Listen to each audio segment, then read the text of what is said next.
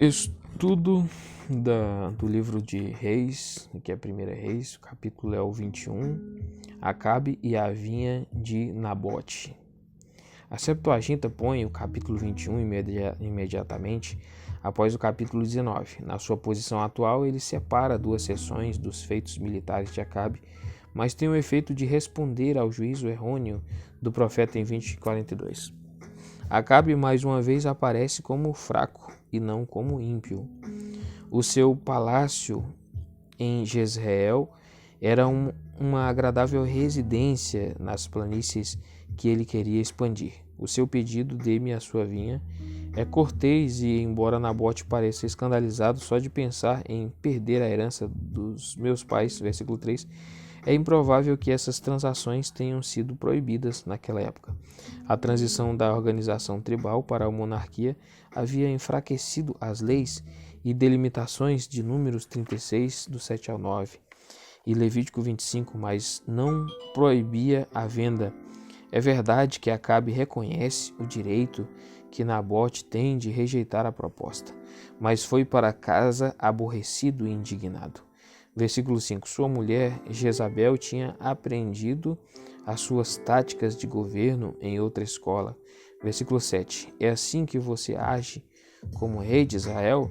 Em Tiro, os reis não eram tão facilmente contrariados, e as concepções inadequadas a respeito de Deus produziram ideias erradas acerca de responsabilidades sociais.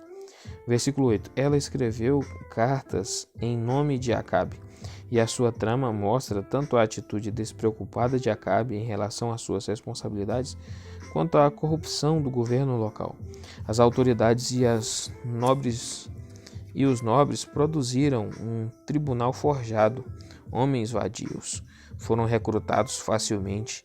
A aparência de legalidade satisfez os desejos da ávida regente, como acontece em qualquer época, o que pode ser alcançado também por técnicas mais sofisticadas na modernidade.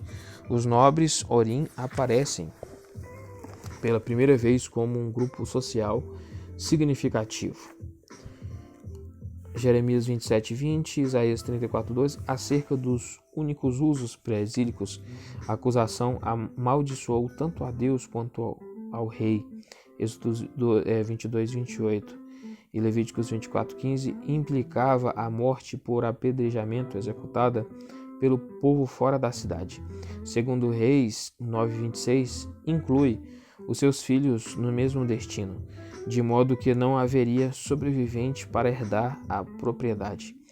Versículo 15. Levante-se e tome posse da vinha, talvez indique o costume segundo o qual a propriedade de alguém executado por traição passaria para a coroa, ou que foi um exemplo de simples confisco ao qual ninguém se oporia após o destino de Nabote. Versículo 17. A palavra do Senhor veio ao tisbita Elias, que novamente volta à história com rapidez dramática, atravessando as armadilhas legais com Natã, havia feito antes dele, atravessando as armadilhas legais, como Natã havia feito antes dele.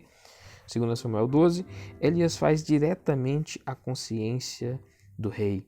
Versículo 19, você assassinou e ainda se apossou, violando assim tanto o sexto quanto o sétimo mandamentos.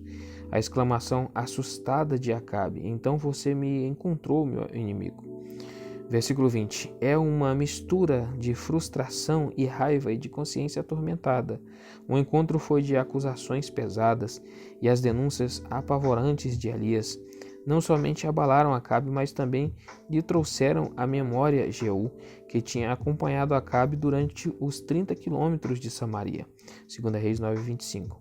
Mais uma vez, a condenação de Elias é moral, não nacionalista. Você se vendeu para fazer o que o Senhor reprova e fez Israel pecar. 20:22.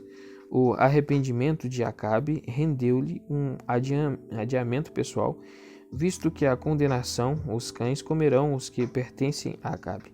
Versículo 24 foi cumprida no seu filho Jorão, 2 Reis 9:25 e 1 Reis 22:28 e o comentário. Um parêntese, versículo 25-26, destaca um dos Aspectos principais da ocupação contra Acabe e uma desculpa foram os ídolos que conduziram os amorreus ao declínio, o que lhes custou a terra. Acabe estava acelerando a história de Israel rumo ao mesmo destino pressionado. O verbo sut geralmente sugere persuasão contra a natureza de uma pessoa por sua mulher Jezabel. O acordo de Onri com a Fenícia aconteceu ao preço de um dos casamentos mais desastrosos de que se tem notícia. A morte de Acabe, 22, do 1 ao 40. Depois de 3 anos de cordialidade, versículo 1, a hostilidade com a Síria começa. Ver acima, comentário de 20.1.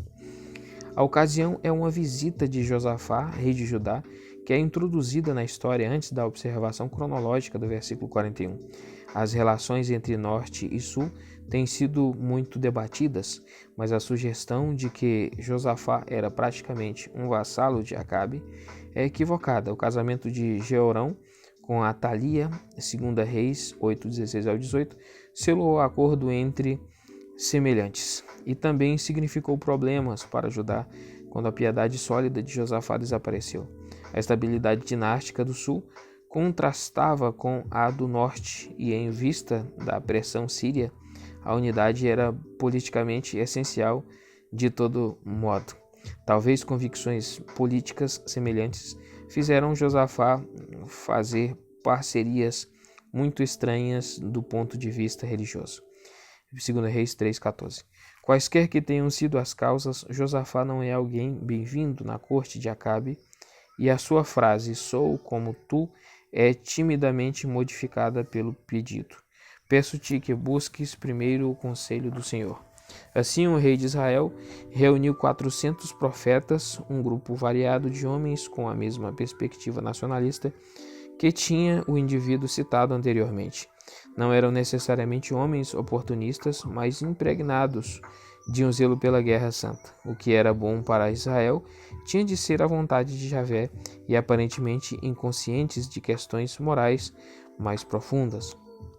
O versículo 6, Ramote de Gileade era parte do território de Javé, de modo que eles aconselharam em uníssono: sim, pois o Senhor a entregará nas mãos do rei. Talvez foi a forma ou até a quantidade de profetas que trouxe desconforto a Josafá, e assim ele pede que tragam Micaías, filho de Imlá, para o cenário, com o comentário de Acabe: mas eu o odeio porque profetiza coisas ruins. No entanto, Micaías parece estar em liberdade, e um dos oficiais é enviado para achá-lo, enquanto continua a cena proteticamente esplêndida na porta de Samaria. O mensageiro, de forma característica, dá breves instruções a Micaías e lhe aconselha de forma diplomática a também ser favorável. O tom da sua expressão "ataca e serás vitorioso", versículo 15, deve ter sido sarcástico, e o rei pressiona a dizer a verdade em nome do Senhor. Micaías prossegue com comovente visão do desastre e a intenção divina de enganar Acabe para que ataque Ramote de Gileade e morra lá, versículo 20. O mistério da providência de Deus não pode ser diminuído, e os autores hebreus, acima de tudo, o deixam inflexível e atemorizador. O Novo Testamento não é menos contundente. 2 Tessalonicenses 2:11. A justa lei, o castigo dos céus, aquele que odeia a verdade, será enganado pela mentira, Cooper. Qualquer tentativa de excluir Deus do processo resulta em dualismo, as duas opiniões com que Acabe brincou a vida toda. Versículo 24. Zedequias fez então a réplica óbvia: por qual caminho foi o Espírito da parte do, ou Espírito do Senhor, quando saiu de mim para falar a você? Suscitando assim a questão do discernimento entre profecias contrárias. A sua própria contribuição dá sinais de premeditação, possivelmente uma visão de sua própria mente, Jeremias 23:16. Micaías faz o teste prescrito por Moisés, Deuteronômio 18:22. Os eventos vão provar quem está certo. Você descobrirá versículo 25, a ordem do rei. Ponham este homem na prisão, versículo 27, pode ter sido dada em parte para preservar a dignidade e mostrar determinação em ir à guerra, e em parte para expressar ódio contido contra Micaías, que mais uma vez afirma que os eventos vão provar se ele está certo ou não. Se você de fato voltar em segurança, o Senhor não falou por meu intermédio, versículo 28. O acréscimo, ouçam o que estou dizendo, todos vocês, não está na Septuaginta e é omitido pela BJ e pela NEB. Pode ter vindo de um copista que identificou de forma equivocada Micaías com o profeta canônico Miqueias. Ver Miqueias 1.2. A apreensão de Acabe transparece por ele ir disfarçado para o combate. Versículo 31, não há insinuação de que ele esperasse que Josafá sofresse no lugar dele. Como sugere a versão grega, mas tu usa as minhas vestes. O texto não apresenta a razão de o rei da Síria ordenar: não lutem contra ninguém, senão contra o rei de Israel. Ele provavelmente considerava a campanha um ato de traição. O disparo do arco ao acaso causou a ferida fatal. O rei ordena: tire-me do combate, e com bravura continua orientando as operações em pé no seu carro. Ao cair da tarde, ele morreu e a batalha acabou. Versículo 36. Cada homem para a sua cidade, cada um para a sua terra. A versão de Lutero, 1984, segue a Septuaginta e emenda o versículo 37a, sem pontuação, ao versículo 36b, pois o rei está morto. Levantaram-no para Samaria e os cães lamberam o seu sangue. Versículo 38. Considerado um cumprimento parcial da palavra do Senhor, em 21:19, a referência às prostitutas é ambígua e algumas versões seguem uma emenda textual e limparam as armas. Nota de rodapé da NVI. Acabe descansou com seus antepassados, uma frase incomum para a morte na batalha. E assim acabou a história. O registro é um exemplo da narrativa precisa acerca da complexidade humana. A bravura na batalha, a fraqueza, desculpas em parte pelo reconhecimento do gênio maus de Jezabel, a consciência perturbada, o arrependimento angustiado, a rejeição subjacente da autoridade de Javé. Tudo isso é mencionado. Tentar dispersar esses elementos entre supostas fontes contraditórias é perder o retrato convincente do ser humano de mente dividida. Tiago 1:7. Josafá, capítulo 22, do 41 ao 50. Um comentário breve, mas favorável, mostra Josafá concluindo a obra do seu pai Asa, versículo 46. Os altares idólatras permaneceram uma armadilha que o autor lamenta, mas eles foram aceitos inclusive pelos javistas mais leais até a reforma de Josias.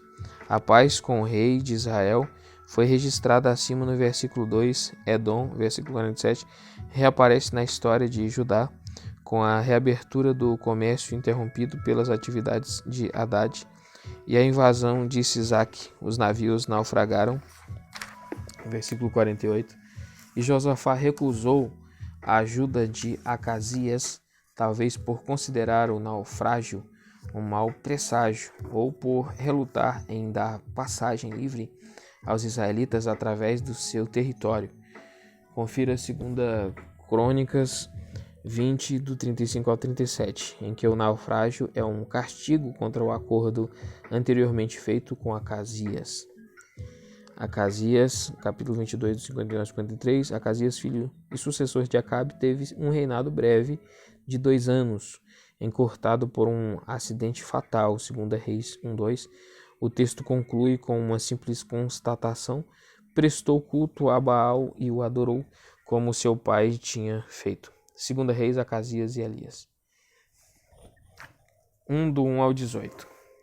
A devoção de Acasias a Baal é evidenciada após a sua...